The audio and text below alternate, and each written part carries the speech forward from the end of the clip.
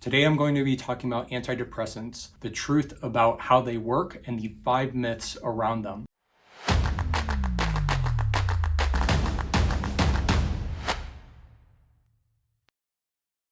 I'm making this video because I want people to go into any decision that they make around antidepressants with their eyes open. And what I've seen is that a lot of people go years and years struggling with depression, believing one of these myths, and then finally starting an antidepressant and feeling better, but feeling like they wasted 2 years of their life being afraid of them because of one of these misunderstandings. I would say to start that there are a lot of things that can help with depression, and we talk about a lot of these things at my clinic. For instance, diet, exercise, meditation, sleep, relationships, nutraceuticals. There are a lot of things that can help with depression, and I encourage anyone with depression to try those things. But to rule out antidepressants because you don't understand them or because you've heard certain things about them is just shooting yourself in the foot. So we're going to get into some of these misunderstandings right now. Number one, antidepressants are just covering up the problem. This is the belief that essentially you're just putting a band-aid over the problem. You're not looking at the root of what is causing the depression, and therefore you are just kicking the can down the road of solving the problem. Now, the reason this isn't true, you have to understand a bit about how the brain works. So the brain you can think of like a computer. It has software and it has hardware, and the software would be things like thoughts or the books that you read, sometimes your behaviors, whereas the hardware is the actual neurons connecting to each other and the neurotransmitters that get used. For a lot of people with depression, what they have is a hardware issue, which means that in between their neurons, where those neurons are connecting, there is not enough serotonin, norepinephrine, or dopamine.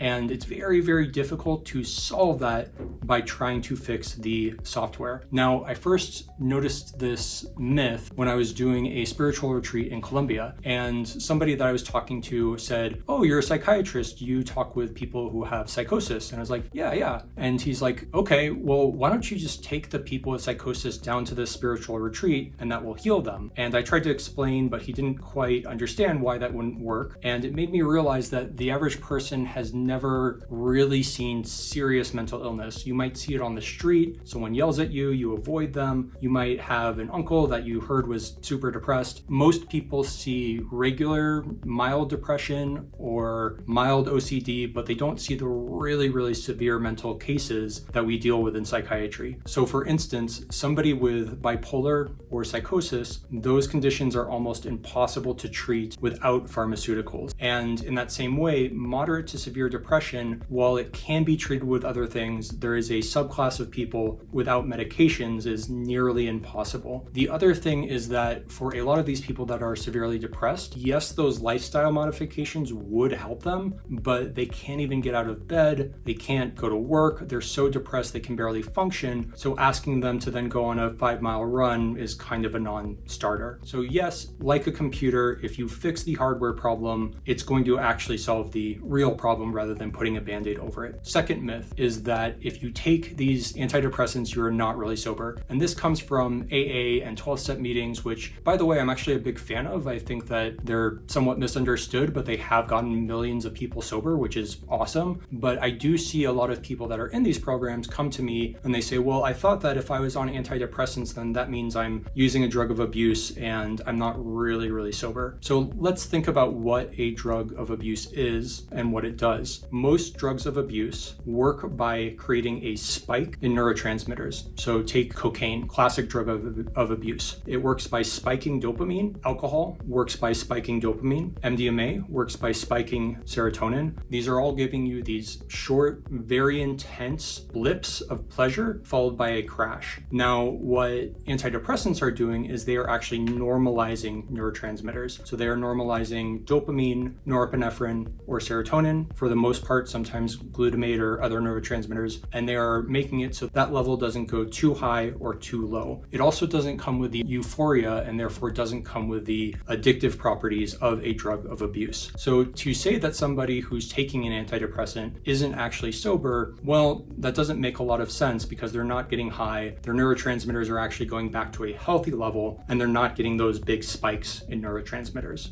Myth number 3, antidepressants means that you're failed, that you're weak, and really what you should be doing is just trying to tough it out. Now, the reason why I see this as not true is mostly because empirically that mindset just doesn't work. I have never seen someone try to tough it out with depression and actually become less depressed. Now, if you were to build a bridge and you tried building that bridge out of sand and it collapsed, you'd probably want to build the bridge out of something a little bit more solid. But if you were to build a bridge out of sand and it collapses, building another bridge out of sand and another bridge out of sand wouldn't make a lot of sense. And to me, that is what people who are trying to tough it out are doing. They're just walking into a wall over and over and over again. Now, the idea that it means that you're weak or that you failed, now I personally don't believe that something that you haven't chosen can make you weak. I believe that weakness comes from going against your own character. So if you are in a predicament that you did not choose at all, I don't understand how that can make you weak or the idea that you've somehow failed. This also comes from the idea that you have to do everything yourself, which I think if you look into the world is empirically not true. If you're a business owner, you have to rely on your employees. If you're a doctor, even if you're a really, really good one, you have to rely on your medical staff and on your patients. If you're the president, you have to rely on your cabinet and on your staff. There's really no one that does anything, or really most people don't even try to do things on their own, except for when it comes to their own emotions, and then they try and do it over and over and it tends not to work. This also comes from this idea that, oh, well, we used to not have antidepressants and people were just fine. Think about that for a second. So people 100 years ago, if you look at their consumption of alcohol, it was about 5 times higher than the consumption now. People would drink at breakfast, they would drink at lunch, they would drink during work, they would drink during dinner. What does that tell you about the state of mind of the people that were in that time? Probably a lot of them were in very severe emotional pain, and they were using something to cover that up because they didn't have better tools. Now that we have better tools, it would be kind of foolish not to use them. Myth number 4 is that antidepressants are no better than placebo. This one is an interesting one. So the writers that I've seen try and make this claim, what I've noticed is that they are cherry picking data. They're looking at a couple disparate studies and then trying to connect them like a constellation. But if you look at the research as a whole, really what it shows is that it is better than placebo with a couple caveats. So antidepressants are better than placebo for severe and moderate depression. For mild depression, antidepressants are no better than placebo. Antidepressants are also very good at preventing relapse. So if you're the type of person that gets depressed, let's say 3 months out of the year, taking an antidepressant before then will actually decrease your chance of getting another depressive episode. So for people with severe or moderate depression, those are the people that are most likely going to go to a psychiatrist's office, and those are the people that are most likely going to be put on antidepressants. For people with mild depression, I would probably recommend going the lifestyle route or trying things like vitamin D, fish oil, things that you can get over the counter, they're not pharmaceutical grade.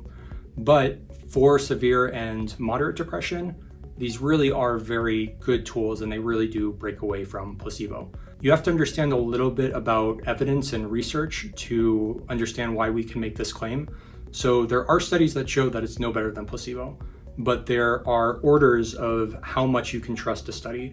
Something like a case study, which measures 2 variables and doesn't really control them at all, that is a moderate level of evidence. Something like a randomized controlled trial, that is making sure that the participants don't know if they're taking the placebo or not. The doctors don't actually know if they're taking the placebo or not. Everything is very tightly controlled. That's a higher level of evidence. And then above that would be a meta-analysis. And a meta-analysis is where you pull together the data from 10 or 20 different studies. You see how compelling each of the studies are, and you rank the data in that way, then combine them, and then look at what all the data says. And the meta-analysis say that these are very, very good pharmaceuticals for moderate and severe depression. Number 5, if you take an antidepressant, you have to be on it forever. This one is also kind of interesting. There's a little bit of truth to it, but the overall claim is not true. So if you're a good psychiatrist, what you do is someone comes in, they're depressed, you put them on an antidepressant, you keep them on that antidepressant for about a year,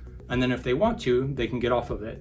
Then if they get another depressive episode, you keep them on the antidepressant for 2 years, see how they do without it, And then if they get another really bad depressive episode, then you would keep them on it for forever. For most people, they don't actually end up on it forever, or at least they shouldn't end up on it forever. They would be just fine if they tried to get off of it. And for a lot of people that try these, if they try it for a month, if they don't like it, there might be some withdrawal getting off of it, but it's not going to be as bad as the withdrawal from getting off of it if you were on it for, let's say, 5 or 10 years. So it's not as much of a risk, and you certainly aren't on it forever automatically. Now, I would be remiss if I didn't talk about some of the real risks of antidepressants, and there are real risks. They just aren't any of the 5 myths that I just mentioned. So some of the risks are, for instance, withdrawal. And if you've been taking an antidepressant for, let's say, 6 months or a year or longer, and you try and get off of it, there is going to be some withdrawal. You might feel a little bit of malaise or stomach issues. Sometimes people get these things called brain zaps, where it feels like someone's tapping your skull, and that can be very uncomfortable. Lasts a couple of weeks to a month, and then it goes away. There's also side effects to these medications, so people can sometimes gain weight or sometimes lowers their sex drive. A big one that I've noticed is for the older antidepressants like Lexapro and Prozac. Sometimes people can feel a bit numb. They don't get a lot of highs and they don't get a lot of lows. The newer antidepressants like Trintellix and Vibrid tend to have less of that, but that is a very real effect. So you want to go into taking an antidepressant with your eyes open, and then once your depression lifts a little bit, you're able to get out of bed, then you want to focus on the things that are actually going to make you happy.